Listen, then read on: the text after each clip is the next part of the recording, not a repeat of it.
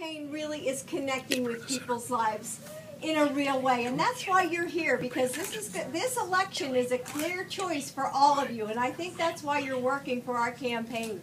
And you know, even if Joe wasn't running for vice president, I would still be involved in this campaign because of the clear choices that we really have. And I'm a teacher.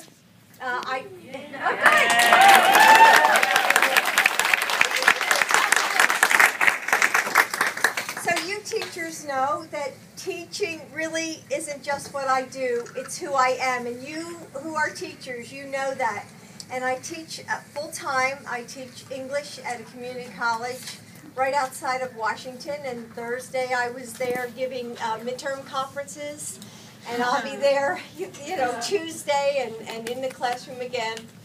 And it's one of the reasons I do it is because of my students. I mean, they are the ones who inspire me every single day.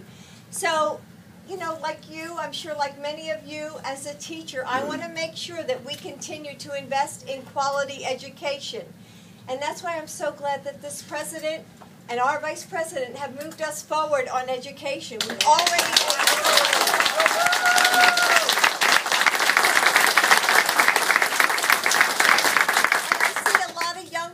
in here tonight, and one of the things that we've done is we've doubled the funding for Pell Grants for those of you who need Pell Grants to go to school. The student loan process to make it easier for moms and dads, moms and dads and students to pay back loans. And we've made smart investments in public school education to raise the standards of grades. Is because that's how I started out as a public school, high school teacher. So I know how important these standards are. And also, as a community college teacher now, we've made community colleges the cornerstone of our education policy. So that's certainly important to me.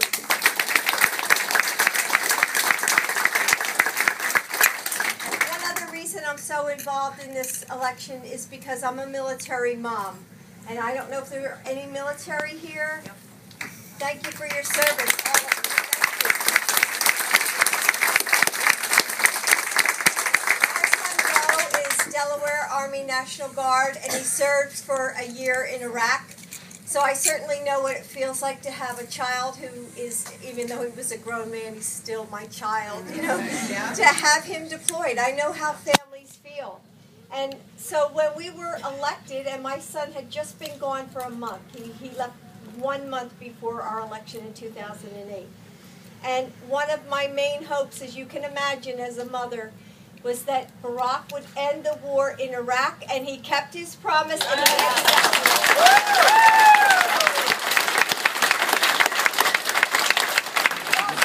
Osama bin Laden to justice, and now we're going to end the war in Afghanistan.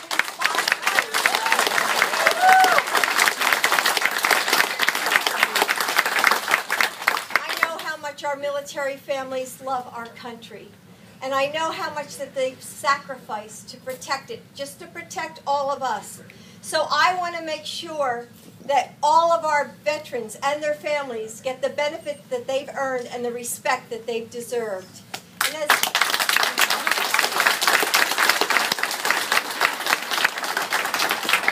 as a military mom, I want to make sure that we keep moving this country forward on military issues. And that means the president and the vice president have expanded the education benefits for the GI Bill. They've given tax credits to businesses who hire veterans. And they're supporting military family members and caregivers for our wounded warriors who come back.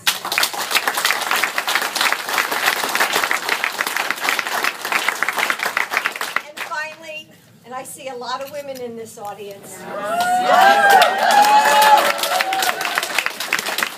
involved in this election as a woman who cares about the direction of this country. And I see how Barack and Joe have stood up for the rights and freedoms of all of us. And the very first bill that this president signed was the Lilly Ledbetter Fair Pay.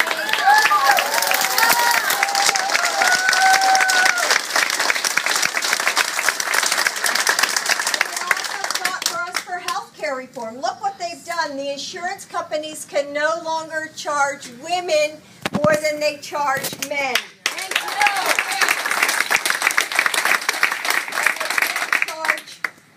They can't charge a copay for basic preventative care like mammograms and prenatal screening and contraception.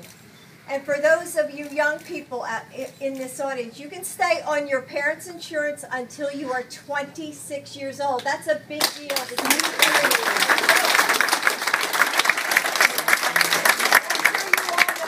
Your insurance company can no longer discriminate against you because of a pre-existing condition.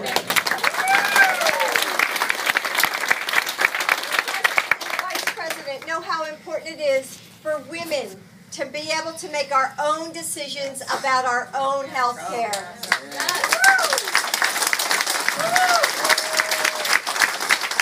So many women of my generation have fought so hard for Roe v. Wade.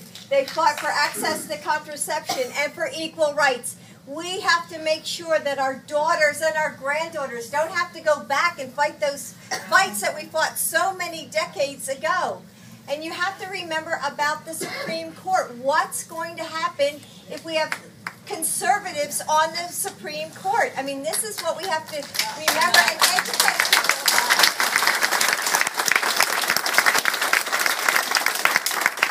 So we have to keep moving forward, because look what forward has meant in the last 4 years. It means that since the worst economic crisis since the Great Depression, we've seen 31 straight new months of job growth, private sector job growth, which means 5.2 million new jobs. Forward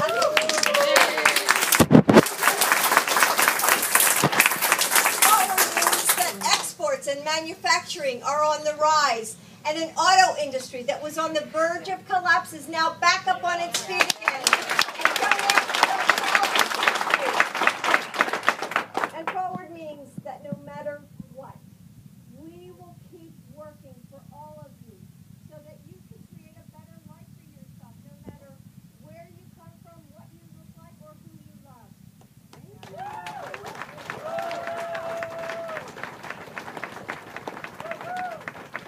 Forward doesn't just happen by itself. I mean, we're working hard, but we need all of you, every single one of you, to get out there and work for us. I know that early vote is tomorrow, Monday.